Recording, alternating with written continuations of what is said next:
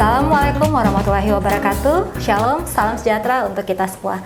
Halo kawan pajak, selamat datang di podcast Baca Rita Pajak oleh Kanwil DJP Sulut Tenggo dan Malut.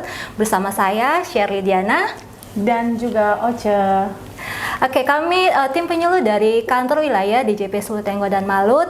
Di podcast kali ini, Torang mau baca Rita tentang per 11 tahun 2025. Ya, ini sesuatu ketentuan yang baru ya Kak Oce ya.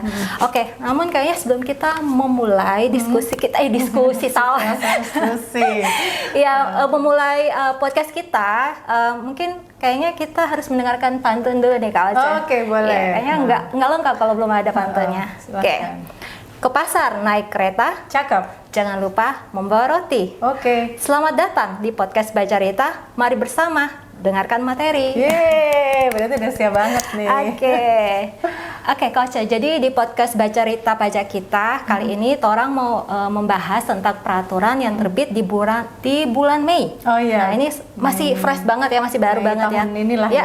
Mei tahun 2025, yaitu per 11 tahun 2025. Ini tentang ketentuan pelaporan dari pajak penghasilan, kemudian pajak pertambahan nilai, pajak penjualan atas barang mewah, kemudian bea materai. Nah, dalam rangka pelaksanaan dari sistem administrasi perpajakan yang kali ini podcast kita akan difokuskan ke klaster PPN seperti itu. Oke, Kak Oce, sebelum kita mulai podcast kita, mungkin kita tanya kabar-kabar dulu ya. Nggak lengkap ya. Setelah pantun tanya kabar ya. Oke, Kak Oce, gimana nih setelah hampir sebulan ya? Hampir sebulan berada di Kota Manado, gimana kabarnya? Alhamdulillah sih baik, sudah semakin mengetahui Grab online food yang biasa dipesan. Oke. Gimana dengan makanan di Manado? Mulai cocok lidahnya? Atau masih tahap penyesuaian? Oke. Kak Oce, kita tahu bersama bahwa ketentuan yang dikeluarkan dari Direktorat Jenderal Pajak ini kan pasti ada yang melatar belakangi. Nah, kira-kira apa ini alasan utama dari terbitkannya per 11 tahun 2025 itu Kak Oce? Karena kan kita ketahui bahwa kalau yang peraturan yang lama per 03 tahun 2022, per 11 tahun 2022 dan per 17 tahun 2019 yang udah lama itu belum menampung ketentuan yang terkait dengan faktur pajak yang dalam rangka mengimplementasikan Cortex gitu. Nah, jadi karena belum ada yang mengatur seperti itu, faktur pajaknya gimana nih itunya. Jadi akhirnya diterbitkanlah per 11 tahun jadi 2025 ini untuk mengakomodir adanya perubahan ya, dengan implementasi Cortex seperti itu. Tentunya juga ya pasti memberi kepastian hukum dan lebih membuat wajib pajak lebih nyaman. Beri kemudahan seperti itu. Mungkin dulunya kalau kita melapor PPN harus menyediakan harus ada 3 aplikasi seperti itu ya Coach ya. Dengan implementasi Cortex tentunya cuma dengan satu aplikasi saja semuanya terintegrasi seperti itu. Oke Coach. Nah, di per 11 ini kan banyak sekali yang diatur. Jadi mungkin kita akan membahas dulu tentang PPN ya. Klaster PPN. Oke, mungkin Coach bisa memulai pembahasan kita. Pembahasannya kita akan PPN dulu, terus ketentuan umum tentang faktur pajak sih. Jadi PKP yang menyerahkan BKP atau jasa kena pajak wajib memungut PPN dan membuat faktur pajak. Nah, itu yang pertama. Karena maksudnya permulaan PPN, kenapa jadi kita bikin faktur dulu. Kalau PKP berarti bikin faktur dulu. Terus nanti dalam faktur pajak juga harus dicantumkan keterangan tentang penyerahannya apa, penyerahan BKP atau JKP-nya. Terus kemudian faktur pajaknya juga berbentuk elektronik. Yang saat ini adanya berarti di Cortex di Cortex. Terus PKP-nya juga dapat melakukan pembatalan, penggantian faktur, nanti dibahas lah. Nanti kita akan bahas lebih lanjut ya. Kak Oce, poin pertama mungkin yang akan menjadi pertanyaan dari kawan pajak ya. Bagaimana cara membuat faktur pajak di Cortex? Apakah sama dengan pembuatan faktur pajak di sistem legasi atau yang ada di aplikasi e-faktur sebelumnya? Yang mungkin kawan pajak kenal dengan Enova, seperti aplikasi faktur pajak, dan banyak sekali update-update-nya ada 3.0, 3.1 berjilid-jilid seperti itu ya. Namun dengan Cortex bagaimana untuk pembuatan faktur pajak ini? Jadi kalau di Cortex ini setelah kawan pajak login tentunya pakai akun impersonate badan ya, itu udah langsung bisa membuat faktur pajak di situ. Jadi bikin faktur pajaknya di website Cortex DJP, dan di situ nanti bikin faktur pajak atau buat faktur pajaknya, upload faktur pajaknya, pelaporan juga sekaligus di situ. Jadi semuanya dalam satu web ya, website dalam satu kayak aplikasi begitu. Tapi untuk kawan pajak yang masih kayak apa ya, mungkin belum bisa masih login ada gitu ya, terkendala. login ke aplikasi Cortex, itu masih dimungkinkan untuk menggunakan aplikasi e-faktur. Jadi masih dibuka aplikasi e-fakturnya. Hanya saja berarti kembali lah ya, kalau misalnya pakai Cortex kemudahannya adalah tidak perlu meminta nomor seri. Tapi kalau nanti di aplikasi e-faktur tetap sama, tetap stepnya sama. Jadi bikin minta dulu nomor serinya, terus habis itu masuk lagi di aplikasi e-faktur, baru upload. Dan tentunya, tapi untuk pelaporannya Kak Sherly ini nggak boleh pakai yang lama gitu, nggak boleh pakai web tidak e-faktur. lagi bisa menggunakan web e-faktur ya. Jadi walaupun aplikasi e-fakturnya masih tetap bisa digunakan, tapi untuk pelaporannya kita tetap harus menggunakan Cortex. Nah itu catatan pentingnya adalah sinkronisasi dari aplikasi e-faktur ke web, ke Cortex-nya itu untuk pelaporannya itu, untuk pelaporan dan juga perpindahan, pokoknya sinkron kan nanti di aplikasi e-faktur tuh disinkronkan tuh di Cortex. Itu biasanya butuh waktu. Jadi mungkin kawan pajak sebisa mungkin ya sudah menggunakan aplikasi Cortex, walaupun memang DJP masih membuka gitu ya, membuka channel faktur, aplikasi faktur pajak untuk pembuatan faktur pajak, karena mungkin ada beberapa PKP kawan pajak yang belum bisa memungkinkan untuk menggunakan aplikasi Cortex, masih menggunakan aplikasi e-faktur. Tapi sebisa mungkin semua pembuatan faktur pajak dan juga pelaporan itu sudah menggunakan Cortex biar lebih aman dan tentunya memberikan kemudahan bagi kawan pajak seperti itu. Tadi kan kita sudah berbicara tentang bagaimana pelaporan pembuatan faktur pajak ya di Cortex. Nah, sekarang apakah ada syarat-syarat yang diatur atau syarat PKP untuk penggunaan faktur pajak di Cortex ini, Kak Ocha? Jadi kalau misalnya kawan pajak udah PKP kan, dan ada penyerahan entah barang atau jasa yang kena pajak, tentunya kan kawan pajak tadi bikin nih faktur pajak. Nah, berarti kalau bikin faktur pajak di Cortex, berarti yang pertama adalah harus punya akun dulu. Harus punya akun dulu Cortex. Jadi pastikan kawan pajak ini sudah terdaftar dan sudah aktif akun Cortex-nya, sudah punya kode otorisasi DJP-nya. Untuk apa? Untuk upload. Nah, untuk upload gimana caranya Kak Sherly? Itu bisa ditonton. Kita sudah pernah live IG ya. Jadi silakan kawan pajak nanti. Nah, ini nih harus kawan pajak pantengin terus akun medsos Kanwil DJP Sulu Tenggo Malut. Nah, kami sebelumnya sudah melakukan live IG ya, Kak Ocha ya. Di situ kami sudah membahas perihal bagaimana tata cara untuk melakukan aktivasi akun Cortex dan juga pembuatan KO atau kode otorisasi DJP seperti itu ya. Kak Ocha, ada lagi nih berikut ya. Mungkin yang menjadi perhatian ya bagi kawan pajak, apakah dengan adanya implementasi Cortex dan kemudian juga dengan ketentuan terbaru yaitu per 11 ini, apakah juga turut mengatur tentang kode transaksi atau kode faktur pajak? Karena kan ini ada perubahan ya Coach ya. Mungkin yang dulunya kita menggunakan kode 01, mungkin sudah beralihkah ke kode 0 berapa? Mungkin Coach lebih menjelaskan lebih jelas lagi ke kawan pajak ya. Jadi ada sedikit perubahan sih Kak. Jadi ada sedikit perubahan untuk kode-kodenya. Nanti sih akan ditampilkan, akan ditampilkan di bagannya. Jadi editornya semangat ya untuk mengedit ini. Jadi gini, kita mulai dari yang pertama nih. Ada urutan prioritasnya. Kalau misalnya PKP tersebut itu termasuk melakukan transaksi penyerahan yang tidak dipungut atau fasilitas dibebaskan, berarti pilihnya kan 07 atau 08. Nah, itu udah pasti itu 07 08. Tidak ada perubahan 07 08. Jika iya silahkan menggunakan itu. Tapi jika tidak turun lagi.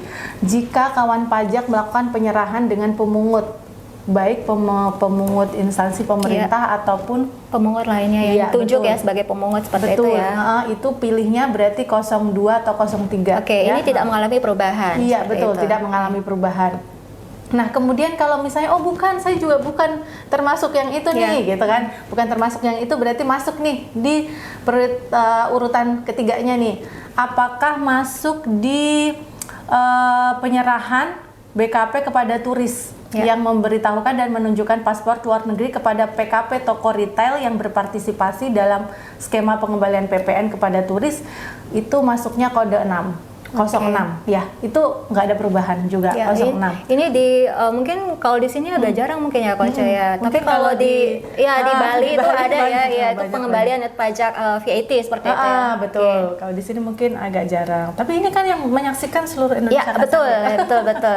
Terus nanti kalau 06 dia tidak termasuk itu, berarti 010. Kita beralih ke 010 itu apa? Yaitu penyerahan lainnya yang dipungut oleh PKP yang melakukan penyerahan BKP atau JKP menggunakan tarif selain pasal 7 ayat 1 UU PPN. Nah, kayaknya juga mungkin sih biasanya sih agak jarang. Nah, setelah itu masuk di selanjutnya nih. Nah, kalau misalnya nih, ini juga lumayan banyak sih, lumayan banyak BP. Kalau berarti kan tadi 0708, 0203, 06, 010, terus kemudian lanjut di kalau misalnya penyerahan BKP-nya adalah berupa aktiva yang menurut tujuan semula itu tidak untuk diperjualbelikan. Biasanya lumayan banyak nih BP badan yang seperti itu. Nah, itu pakainya kode transaksi 09. Nah, dia masuk 09 dan yang bukan terakhir, hampir terakhir itu ada yang namanya kita dari dulu sih sebenarnya Kaseria ada ya, yaitu penyerahan dengan menggunakan DPP nilai lain atau dengan besaran tertentu. DPP nilai lain dengan 040, besaran tertentu 050. Nah, ini yang jadi pencatatan. Kalau yang dulu kan 04 itu kan ya memang DPP nilai lain sih dari dulu. Tapi karena sekarang itu ya berkaitan dengan perubahan tarif. Perubahan tarif kan ada mengatur bahwa sekarang tuh menggunakannya DPP nilai lain ya 11/12 kali harga jual. Otomatis berarti kawan pajak menggunakan 04.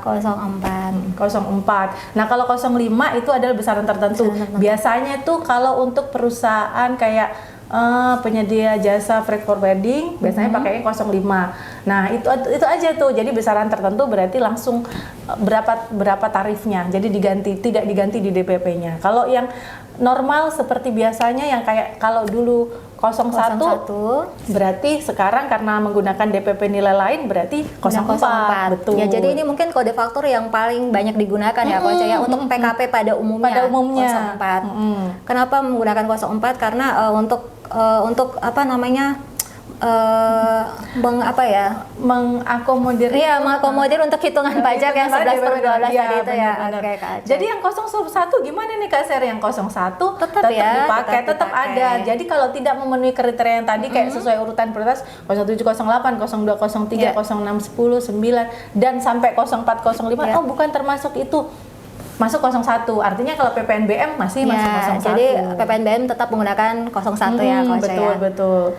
Tapi kalau misalnya nih, biasanya kan ada tuh kayak, saya transaksinya sama instansi pemerintah gitu. Kan DPP-nya nilai lain, 11/12. Saya pakainya 04 atau 02 nih gitu. Ya, balik lagi ke urutan tadi. Siapa dulu penyerahnya dilakukan ke siapa? Urutan prioritasnya tadi. Kalau instansi pemerintah walaupun DPP nilai lain tetap gunakan 02. Jadi kembali lagi lihat siapa ini objek yang menyerahkan gitu ya.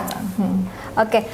Tadi kayaknya sudah lengkap sekali Kak Oce ya. Nanti juga kayaknya di layar kawan pajak bisa melihat ya, akan kita tampilkan ya skemanya dan urutannya seperti apa.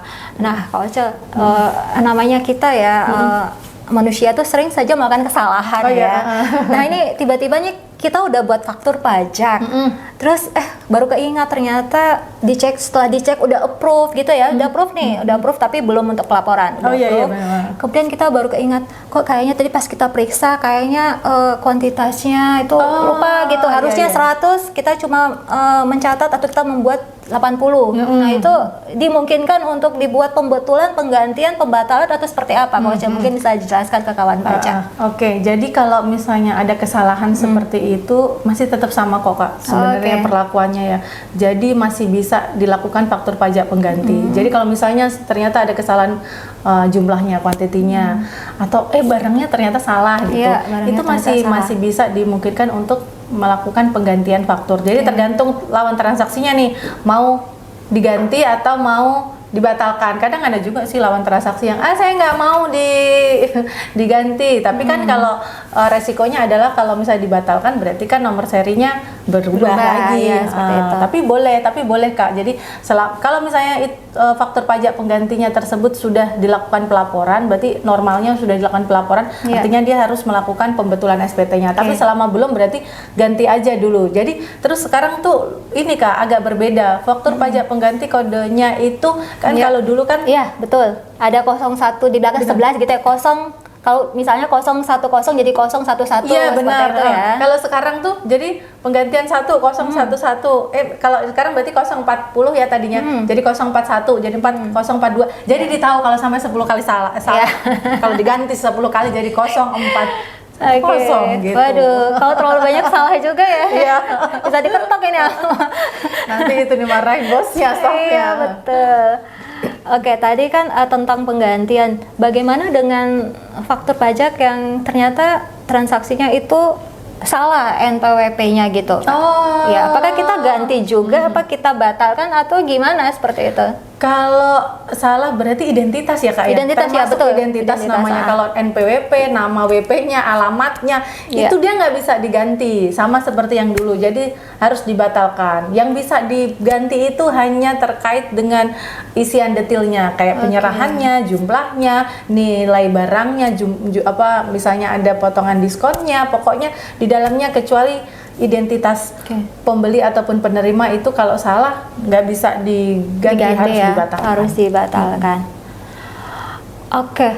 Nah tadi sih sebenarnya Kak Oce udah bahas di depan ya mengenai pembuatan nomor seri faktur. Kalau dulu kan untuk pembuatan nomor seri faktur kita menggunakan aplikasi faktur ya, faktur pajak. Kemudian itu kita harus minta ya, kita harus minta, kita mau minta berapa gitu, 10 misalnya atau 50 sampai akhir tahun. Nah kalau dengan implementasi Cortex ini kan kita tidak perlu lagi meminta faktur pajak, dia secara otomatis gitu ya, ketika kita membuat faktur pajak, nomor faktur pajak akan terbentuk seperti itu ya Kak Oce ya. Nah mungkin Kak Oce bisa menjelaskan lebih jelas lagi ke kawan pajak perihal ini. Nomor serinya otomatis, jadi saat kawan pajak input di Cortex bikin faktur nih, simpan, upload pakai kode otorisasi DJP. Kalau belum punya lihat live IG. Oke. Iklan lagi. Nanti editornya dikasih link di bawah ya.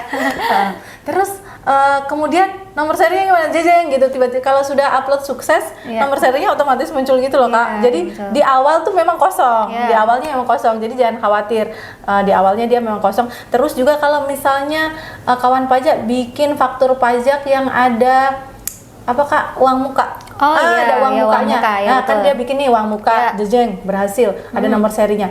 Pas dia bikin pelunasan dia centang aja tuh uang muka, otomatis tuh nomor seri sama nomor serinya mengikut yang nomor faktur di uang mukanya gitu. Oke, memang benar-benar sangat diberikan kemudahan ya Pak Oce ya. Betul. Dulu waktu kita mengedukasi bahkan membantu mungkin ya wajib pajak di mana membuat faktur pajak itu harus menggunakan aplikasi.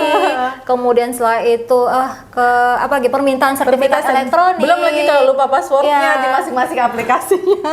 Dan itu harus ke KPP terdaftar ya, seperti itu ya Kak Oce ya. Kemudian mengaktifkan aktivasi akun PKP-nya juga, seperti itu ya. Cukup ribet ya. Jadi kawan pajak dengan implementasi Cortex ini tentunya semakin memberi kemudahan bagi kawan pajak untuk melakukan hak dan kewajibannya, seperti itu ya. Baik, Oce, apakah ada perubahan ya untuk batas waktu unggah dari faktur ini? Nah ini tuh pertanyaan yang kadang-kadang masih sering lah kita dengar ya Kak ya. Jadi karena awal mulanya itu memang belum ada aturan secara resmi kalau misalnya uploadnya maksimal tanggal berapa. Nah di aturan ini di Per 11 tahun 2025 ini di pasal 44 itu diatur bahwa e-faktur itu diunggah atau diupload paling lambat tanggal 20 bulan berikutnya. Jadi udah diperjelas di sini setelah tanggal pembuatan e-fakturnya. Jadi bukan lagi tanggal 15 ya seperti berbeda dengan yang per 03 ya tahun 2022 itu kan batasnya tanggal 15 ya. Betul. Nah, itu ada perubahannya. Berarti ini semakin memperpanjang ya. Iya. Harusnya wajib pajak semakin aware dan semakin patuh tentunya ya. Oke. Baik. Nah, Tadi kan Kak Uce udah jelasin ya, ada beberapa hal penting yang kita bahas dalam per 11 tahun 2025 ini, khususnya klaster PPN. Jadi kan memang per 11 ini ada beberapa klaster, tapi kita membahas yang klaster PPN. Nah, untuk klaster PPN ini ada yang masih tetap sama perlakuannya dengan aturan sebelumnya. Iya, benar. Dan ada juga yang ada perubahannya. Dan tentunya hal ini diatur lebih jelas lagi bagaimana pembuatan faktur pajak jika terjadi kondisi kahar seperti itu ya. Jadi kalau sebelumnya kan memang tidak ada ya Kak ya, untuk kondisi kahar ini ya. Betul. Ya, menyambung yang tadi Kak Oce jelaskan bahwa ternyata di per 11 ini juga diatur mengenai kondisi kahar ya. Mungkin ini bisa dijelaskan lebih lanjut lagi Kak, kondisi kahar seperti apa yang diatur dalam per 11 tahun 2025 ini. Jadi keadaan kahar itu ya sesuatu yang terjadi di luar dari kemampuan manusia dan tidak dapat dihindarkan ya tentunya. Jadi seperti bencana alam atau bencana non alam atau bencana sosial yang tentunya ini ditetapkan Kak oleh Direktur Jenderal Pajak. Jadi kalau misalnya nih terjadi kondisi kahar tapi di perusahaan itu sendiri gitu, tapi tidak berlaku secara umum, misalnya tidak berdampak luas dan itu tidak ditetapkan di Direktur Jenderal Pajak, berarti itu tidak termasuk kategori kondisi kahar. Nah, jadi dalam kondisi kahar tersebut PKP itu diperkenankan loh membuat faktur pajak berbentuk kertas. Terus kemudian format dan tata caranya, bagaimana sih penggunaannya, kodenya, nomor seri fakturnya, itu disesuaikan ya, sesuai dengan di lampiran huruf D ini angka 2/11 tahun 2025. Kecuali kalau misalnya ditetapkan lain oleh Direktur Jenderal Pajak. Terus kemudian juga dalam terjadi kondisi kahar ini terhadap faktur pajak itu perlu dilakukan pembetulan. Misalnya ada tuh waktu kondisi kahar ada faktur pajak yang dilakukan pembetulan atau penggantian. Ya itu juga bisa buat dalam bentuk kertas. Iya, betul. Jadi kalau ada faktur pajak yang sebelumnya sudah dibuat, kemudian ternyata ada yang harus dibetulkan atau ada faktur pajak yang diganti. Nah, ini bisa melalui faktur pajak yang kertas tadi itu ya. Betul. Jadi dalam hal kondisi kahar ini telah berakhir. Jadi faktur pajak yang berbentuk kertas tadi itu wajib untuk direkam dan diupload di modul e-faktur. Oke, berarti setelah kondisi kahar berakhir harus direkam kembali dalam sistem seperti itu ya. Betul. Jadi jangka waktu perekaman dan pengunggahan itu nanti ditetapkan oleh Direktur Jenderal Pajak. Jadi nggak berlaku ya batas yang tanggal upload 20 tanggal 20 tadi itu tidak berlaku. Tapi ini untuk case kondisi yang kahar tadi, khusus cuma kondisi kahar betul. Tapi semoga sih tidak ya. Berarti kan kalau ada seperti itu kan berarti ada yang luar biasa. Semoga tidak jadi. Jadi contoh formatnya boleh sih dicek kalau misalnya mau lihat-lihat di contoh formatnya tuh di lampiran huruf D. Baik kawan pajak, dari semua penjelasan tadi kita tahu bersama bahwa per 11 ini ya khususnya klaster PPN ya ini beberapa perubahan ya poin-poin penting yang tadi saya tangkap dari perbincangan kita, yaitu yang pertama bahwa kode transaksi pada faktur pajak yang sedikit ada perubahan karena terkait dengan DPP nilai lain. Mungkin biasa kawan pajak atau wajib pajak menggunakan faktur pajak 01, sekarang menggunakan 04 seperti itu. Kemudian batas upload faktur pajak yang semulanya tanggal 15 ya yang diatur dalam per 03 tahun 2022 menjadi tanggal 20 bulan berikutnya seperti itu ya. Kemudian yang ketiga yaitu ada aturan yang mengatur tentang kondisi kahar. Nah, mungkin ini 3 poin penting dari per 11 tahun 2025 khususnya klaster PPN seperti itu. Tentunya kawan pajak harus mengetahui hal-hal penting dalam pembuatan faktur pajak sesuai dengan aturan terbaru, tentunya agar tidak terjadi kesalahan dalam pembuatan faktur pajak.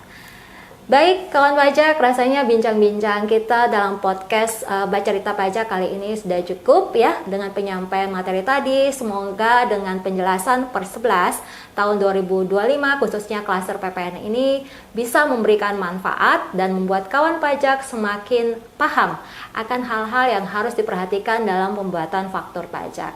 Terima kasih sekali lagi kawan pajak yang sudah setia mendengarkan podcast Bacarita Pajak ya dari Kanwil DJP Sulut Tenggomalu, dan tentunya terima kasih juga buat narasumber kita Kak Oce yang sudah mengedukasi. Semoga sekali lagi ini memberikan manfaat bagi kita semua. Oke, sampai bertemu di episode berikutnya. Wassalamualaikum warahmatullahi wabarakatuh. Dadah.